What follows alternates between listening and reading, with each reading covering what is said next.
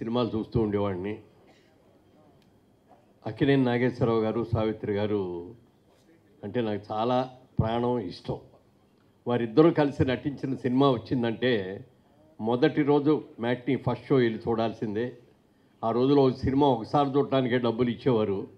సావిత్రి గారు, నాగేశ్వరరావు గారు నా సినిమాకి 2 సార్లు 3 సార్లు కూడా చూసిన సందర్భాలు అనేకం. అంత మంచి సావిత్రి గారిని జీవితంలో ఒక్కసారన్నా నేను కలుసుకోగలనా, ఒక్కసారన్నా ఆవిడతో ఫోటో దిగ్గలనా, ఒక్కసారన్నా ఆవిడకి షేక్ హ్యాండ్ ఇవ్వగలనా అని అనుకునేవాడిని. నా అదృష్టం బాగుండి నేను నటుడినయ్యి 7-8 సినిమాల్లో ఆవిడతో కలిసి నటించే అదృష్టం నాకు కలిగింది. అన్ని చిత్రాల్లో కూడా ఆవిడ నాకు తల్లిగా యాక్ట్ చేశారు. ఎప్పుడు కూడా ఆవిడని నేను అమ్మానే పిలిచాను తప్ప సావిత్రి గారు అని ఎప్పుడు ఏ రోజున పిలవలా. అలాగే ఆవిడ కూడా నన్ను అబ్బాయిని పిలిచేదే తప్ప ప్రేమతో మురళీమోహన్ అని కూడా ఎప్పుడు పిలిచేది కాదు. అంత ఆత్మీయంగా ఉండేవాడు. చాలా చాలా ఆవిడ ఎంత గొప్ప నటి అనేది వాళ్ళు గొప్పగా చెప్పక్కర్లేదు. ఇక ఆవిడ తర్వాత అలాంటి నటీమణి రాలేదు అన్న కూడా అది అతిశయోక్తి కాదు. ముఖ్యంగా మాయాబజార్ ఇక్కడ ఉన్న వాళ్ళందరూ మనందరం చూసే ఉంటాం. పెద్ద హిట్ అయింది. ఆ సినిమా రిలీజ్ అయిన తర్వాత ఈ సినిమాలో హీరో ఎవరో అని ఒక చర్చ జరిగిందట.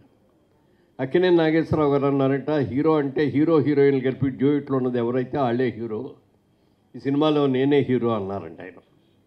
ఎన్టీ రామారావు గారు వచ్చి నేను కృష్ణుడు వేషం వేసా, కథ అంతా నడిపించేది నేనే హీరో అన్నారంట. ఎస్వి రంగారావు గారు వచ్చి అసలు సెకండ్ హాఫ్లో ఘటోద్గడు వచ్చేది కానించి అసలు సినిమా లేచింది, ఆ సినిమాకి హీరో నేను అన్నా అంట. అప్పుడు పెద్ద మనిషి అన్నారంట, మీరెవ్వరూ హీరోలు కాదయ్యా ఈ సినిమాలో, హీరో హీరోయిన్లు 2 కూడా సావిత్రి అనయ్యా.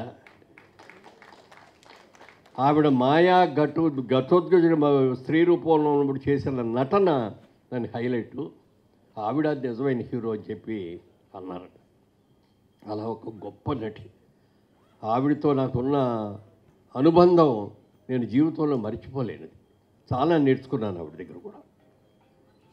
ఒకసారి చేసిన భాషల సినిమా మైసూర్లో షూటింగ్ జరుగుతుంటే ఆ షూటింగ్ చేసి నేను ఈవినింగ్ ఫ్లైట్కి వెళ్ళిపోవాలి. చాళుక్య హోటల్లోకి వెళ్ళి అక్కడ లిఫ్ట్ ఆన్ చేసేటప్పుడు పైనుంచి అది కిందకు వచ్చింది. డోర్లు ఓపెన్ చేయగానే ఎదురుగా సావిత్రి గారు ఉన్నారు. తెల్లటి చీర కట్టుకొని మంచి బొట్టు అది పెట్టుకొని చాలా అందంగా ఉన్నారు. అమ్మా చాలా అందంగా ఉన్నారు అన్నా. నువ్వేంటి బాబు ఇక్కడికి వచ్చావన్నారు. అంటే షూటింగ్ కోసం వచ్చానమ్మా, అయిపోయింది అని. మీరేంటమ్మా ఇక్కడికి వచ్చారో అన్న. నాకు రేపటి నుంచి షూటింగ్ ఉంది, ఆ షూటింగ్ కోసం వచ్చాను. అమ్మ చాలా అందంగా చాలా చక్కగా ఉన్నారు, ఇదే మెయింటైన్ చేయడమ్మా అంటే మధ్యలో కొంచెం అనారోగ్యంతో తగ్గిన తర్వాత మళ్ళీ అంత అందంగా అనిపించారు. అలాగే బాబు తప్పకుండా అని చెప్పి అన్నారు. ఇద్దరు చెప్పి దురదృష్టంతో ఆ రోజు రాత్రే ఆవిడ డయాబెటిక్ కోమాలోకి వెళ్ళారు. అంటే ఆవిడ డయాబెటిక్ కోమాలోకి వెళ్ళబోయే టైంలో ఆఖరిగా ఆవిడని చూడగలిగింది నేను మాత్రమే. అలాంటి మహానటి చనిపోయింది అన్న తర్వాత కూడా మేము దుఃఖాన్ని తట్టుకోలేకపోయాం. ఇక్కడే హైదరాబాద్లోనే అన్నపూర్ణ స్టూడియోలో నాగేశ్వరరావు గారు, దాసర్ గారి డైరెక్షన్లో మేమందరం కలిసి యాక్ట్ చేస్తున్న సినిమా. అప్పుడు వార్త తెలిసింది చనిపోయారు ఆవిడ అని. తట్టుకోలేకపోయాం ముగ్గురం కూడా. దాసర్ గారు అయితే ఎప్పుడు కూడా సావిత్రి గారిని అక్క అక్క అంటారు, ఆవిడ కూడా అబ్బాయి అబ్బాయినే పిలిచేది ఆవిడ. అలాగే అక్కినేని నాగేశ్వరరావు గారు, సావిత్రి గారు ఎన్ని సినిమాలు చేశారో, ఎన్ని సూపర్ హిట్ చేశారో మీకు అందరికీ తెలుసు. మేము ముగ్గురు నిర్ణయించుకున్నప్పటికప్పుడు మనం టికెట్స్ తెప్పించేస్తాను, వెంటనే మనం ఢిల్లీ వెళ్దాం, మన చెన్నై వెళ్దాం, అంత్యక్రియల్లో మనం పాల్గొవాలి అని చెప్పి అనుకోవటం. ముగ్గురం కలిసి వెళ్ళాం అంత్యక్రియలకి. ఆవిడ అంత్యక్రియలు పూర్తి అయ్యే వరకు కూడా అక్కడే ఉండి ఆ కన్నీళ్ళు కూడా అక్కడే కార్చి మళ్ళీ అమ్మ నువ్వు ఎప్పటికీ నువ్వు చిరంజీవిగా ఉంటావు, నువ్వు ఎప్పటికీ కూడా తెలుగు సినిమా కాదు ప్రపంచ సినిమా ఏది కూడా మిమ్మల్ని మర్చిపోదు అని చెప్పి అనుకున్నాం. అలాగే అనేక అనుభవాలు ఆవిడతోటి. మహానటి. ఇవాళకి కూడా ఆవిడ చనిపోయిన తర్వాత కూడా మహానటి సినిమా వచ్చి కూడా ఆ సినిమా ఎంత సూపర్ డూపర్ హిట్ అయిందో మనందరికీ తెలుసు. అలాగే అందులో మహానటి పాత్ర వేసినటువంటి ఆ నటికి బెస్ట్ యాక్ట్రెస్గా ఎలా వచ్చిందో కూడా మనకు తెలుసు. అంత గొప్ప మహానటి వాళ్ళ ముఖ్యంగా ఈ స్టేజ్ మీద ఒకరోజు సంజయ్ కిషోర్ నా దగ్గరకు వచ్చి, సంజయ్ ఏంటి సంజయ్ కిషోర్ ఒక రోజు నా దగ్గరకు వచ్చి బుక్ ఒకటి రాసామండి సావిత్రి గారి మీద, దానికి ముందు మాట రాయాలండి అన్నాడు. అని ఈ కాపీ ఇచ్చారని తీసుకొచ్చి ఇవ్వగానే చూసి ఇక అసలు లోపల ఏముందని చూడలే, అసలు ఆ బొమ్మ ఇంకా చూస్తున్నా, ఎంత లైవ్లీగా ఉందయ్యా, ఒక్కసారి నాకు ఒక్క ఫోటో తీవే, ఇట్లా గుండెలకి హత్తుకొని ఉంటాను నేను ఇట్లా అని అలా ఫోటో తీయించుకున్నా. ఇవాళ ఇంత అద్భుతమైన బుక్ని తయారు చేసిన సంజయ్ కిషోర్ని మనస్ఫూర్తిగా అభినందిస్తున్నా. ఎందుకంటే సావిత్రి గారి గురించి ఎవరు బుక్ వేయాలన్నా కూడా ఇంత గొప్ప బుక్ ఎవరు వేయలేరు. ఆయన దగ్గర దాదాపుగా 1,00,000 ఫోటోలు ఉన్నాయంట, సావిత్రి గారి ఫోటోలు. బహుశా విజయచాముండేశ్వరి గారి దగ్గర కూడా అన్ని ఉండవు. అంత ఇదిగా చేసి సావిత్రి క్లాసిక్స్ అని దీనికి పేరు పెట్టి ఇందులో ఆవిడ నటించిన ముఖ్యమైన చిత్రాలన్నింటినీ కూడా రాసి వాటి గురించి ఈ బుక్ తయారు చేశారంట.